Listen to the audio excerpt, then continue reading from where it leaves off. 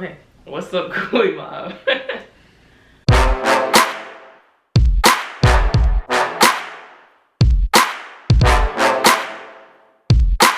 So today we're talking about issues that people seem to have with the whole both of us being pregnant, right? Yes. So we're gonna start off with people talking about our hormones and I guess how we act towards each other. People don't know that when you start IVF, they put you on a lot of medication that already has you hormonal, already has you up and down from estrogen to shots, and it puts you in a bad mood. So it's I guess we don't know exactly what pregnancy beholds because, you know, we haven't been pregnant before, but we understand how to deal with each other when we're on hormones and in our feelings and stuff. Mood changes, everything like that all happened while we was on medication. So that's just like right now we just feeling like it's not going to be a piece of cake, but it's going to be something that we can deal with, we can handle. And we're still on medication, so I mean we're not going to be off until we're like 3 months from now. We're taking extra estrogen, we're taking estrogen patches along with other medications that, you know, I feel like, you know, when hormones kick in, it's pretty much going to be, we can handle it. People say this is going to be a toll on our marriage and they're not in it. And they don't know us and how we deal with certain things in our marriage. And I think I'm pretty patient. I think you're like fairly patient. And I feel like we can deal with it. Like if anything, we'll like leave each other for like a couple of hours and we'll be good. I honestly feel like it'll make us stronger though. Like the bond between us will be so close because we know exactly what each other is going through as we're both going through it. So it's like, who not to know what you're feeling other than the person that's feeling it too? Right. And I mean, we understand that it's gonna like take communication and other things, but it's not impossible. People keep acting like it's impossible and we're gonna kill each other and get a divorce. Do you know how hard it is to get a divorce? Very hard. Very hard. Okay. So, people say we're also irresponsible for doing this. Getting pregnant together, that's what she means. It was thought out and we weren't meant to actually get pregnant together. We was supposed to get pregnant maybe 2 months, 3 months apart? Yeah, 2 months apart. But then it just ended up being a week apart just because it kept being setbacks and stuff happening and a failed attempt and different things were supposed to happen. She was supposed to be 6 months more pregnant than I was. I was supposed to be 2 months like pregnant than her. So it's like it's not necessarily on purpose. It just happened to be that way, and you know, we're not mad at it. It is what it is. Okay, so I've read that like people said that like, oh, it's not meant to have two pregnant people in the same house at the same time. And to me, it's like societal norms. Society's not used to seeing, you know, two women dealing with pregnancy. That doesn't mean it can't happen or it's not meant to happen, or, you know what I'm saying? It's possible, and it's not the end of the world. We're going to get through it. We're going to be pregnant. We're still going to be married at the end of this journey.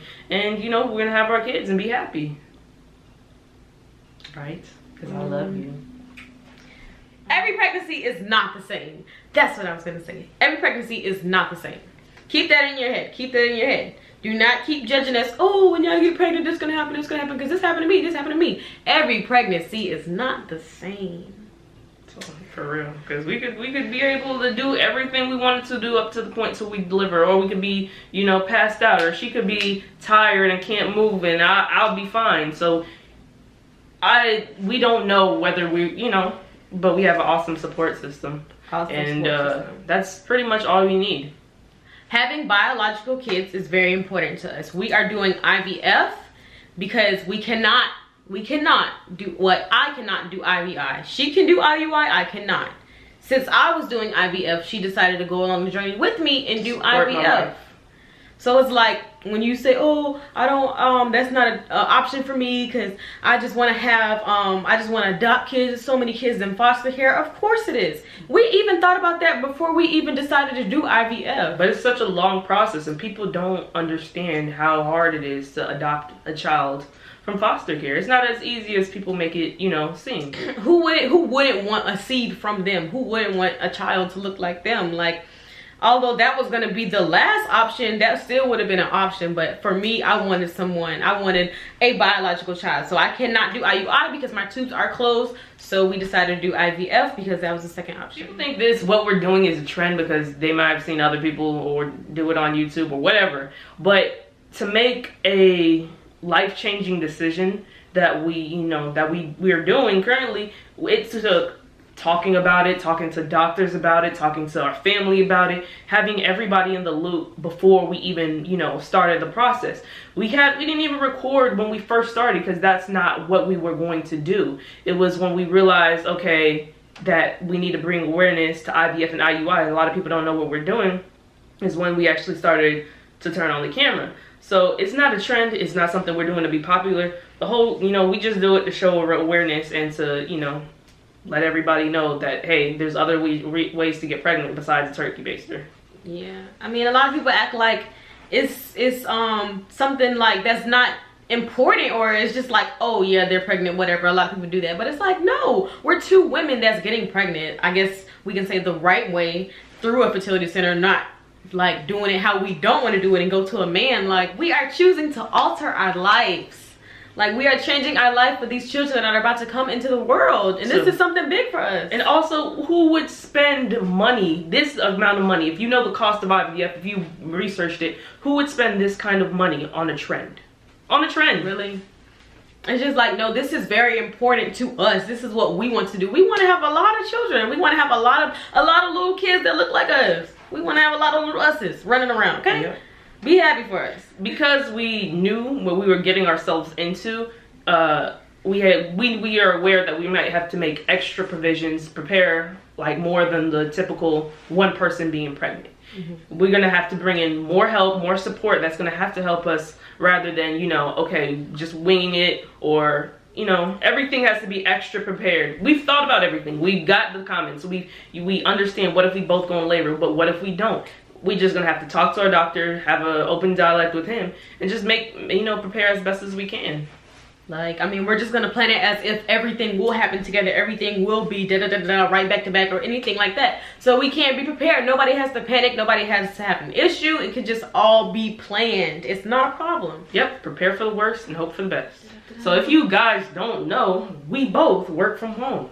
We do not have 9-to-5 jobs.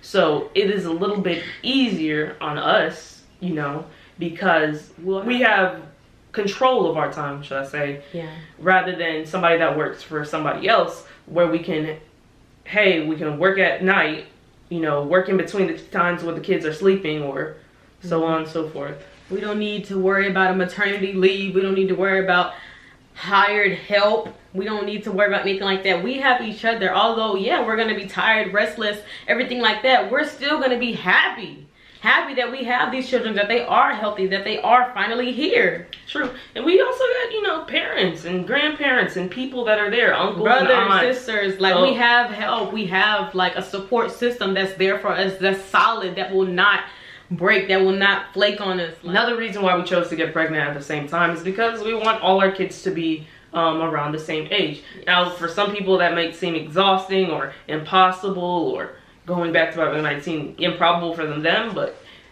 looking at how I grew up, I would have liked to be closer in age to my brothers. I would have, I kind of want all of our kids to be the same age so they can feel that closeness. I don't want to have a 10-year-old and a 2-year-old.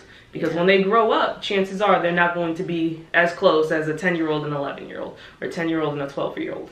Yeah. So that's why we chose to have them back to back, like so that. They can always be in the same age group. And even just us dealing with it, we don't want to raise a teenager and a toddler at the same time. We want to be done around the same time.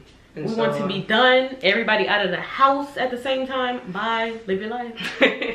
So the question that y'all keep asking, the stupid question y'all keep asking, is who is going to tie our shoes?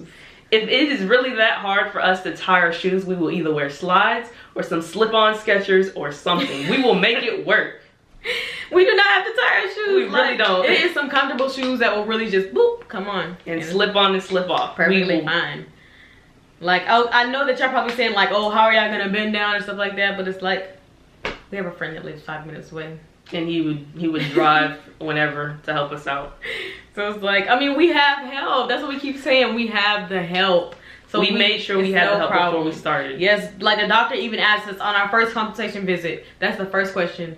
Do you have help? How do your family feel about this? Like, so they can make sure they're not like bringing a toll on us, and like we just doing something irresponsible or not even thinking about it, making a rash decision. It wasn't anything like that. It was very planned out. It took months to even get pregnant. There wasn't no quick turnaround or anything like that. Let me just have sex and get pregnant. No, not at all. Okay, so with this pregnancy, by all means, we know it's not going to be an easy ride. We know it's not going to be simple. We know it's not going to be a walk in the park. We are expecting challenges. We are expecting for them to make us better and to push forward. But with that being said, it is not impossible. And everybody that comments saying we're irresponsible or we're not thinking it through, it isn't impossible. 2 women can live together and give birth and, you know, be okay and still be married. So, I mean, that's the whole, you know, whole point of the video, to saying that it's not impossible. People can do it. People probably have done it, and they just not haven't recorded it. Yeah. So, anything else, man? I don't know. We got this, y'all. We got this. We got this. We gonna record every step of the way, though. Just like I told y'all from the beginning, raw, uncut, everything. When she running away, I'm gonna be recording it like, hey, where you going? Where you going? Like, but we got this. We showing y'all every step of the way. We love y'all. Thank you for the support that we have gotten, that we are gonna get, and that we will get. Thank you so much. Like, comment, subscribe. Coolie Mob out.